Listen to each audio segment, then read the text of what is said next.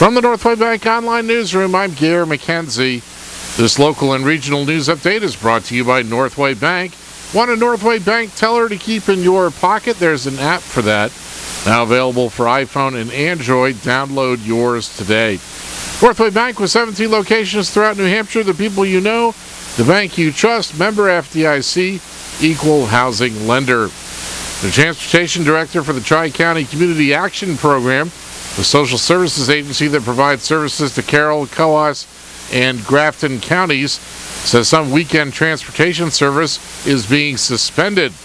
Beverly Raymond says the service interruptions come after a special trustee and consultants reviewed CAP's services during a restructuring process and found a lack of funding and ridership for some routes.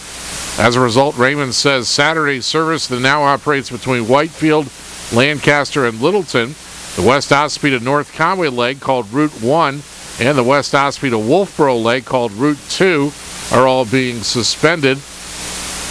Raymond says state funds from New Hampshire only partially covers the transit programs, and although CAP is exploring options to replace or restore some or all of the suspended services, funding sources of cash to do that will be critical. For more information, call 603-752-1741 or see the website at tccap.org.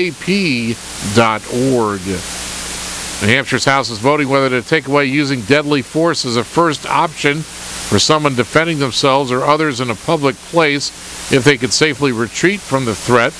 The House takes up the issue Wednesday, whether to repeal parts of a law Republicans pushed through 2 years ago over a governor's veto and law enforcement's objections. The law allows people to use deadly force to defend themselves any place they have a right to be without having a duty to retreat. A majority of the Criminal Justice and Public Safety Committee recommends returning to the old law based on the Castle Doctrine, which says a person does not have to retreat from intruders at home before using deadly force. In May news, the legislature's Appropriation Committee is traveling this week as part of its budget review work. The committee is holding a public hearing on portions of Governor Paul LePage's budget in Breward today.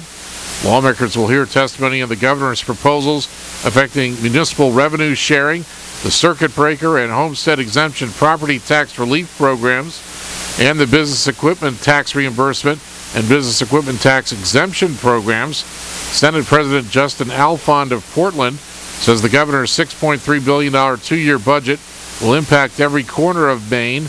Alfond, a Democrat, says it's very important lawmakers are accessible to the public. Democrats say the governor's budget shifts more than $400 million of the tax burden to local communities and their property taxpayers. In sports, lefty Jeff Locke could find out soon whether he's got a spot in the starting pitching rotation of the Pittsburgh Pirates. MajorLeagueBaseball.com reports Locke, quote, appeared to have already have an inside track for the lone opening. The number of spots to be filled seems to be 2 now, as pitcher Jeff Karstens will most likely start the season on the DL. Locke worked 4 innings and gave up 3 runs, 2 of them earned, as his Pirates beat the Boston Red Sox 5-3 Saturday. The Red Sox roughed up Cliff Lee in a 7-6 win over the Philadelphia Phillies yesterday. Connecticut heads into today's second-round NCAA women's tournament game with Vanderbilt as the favorite.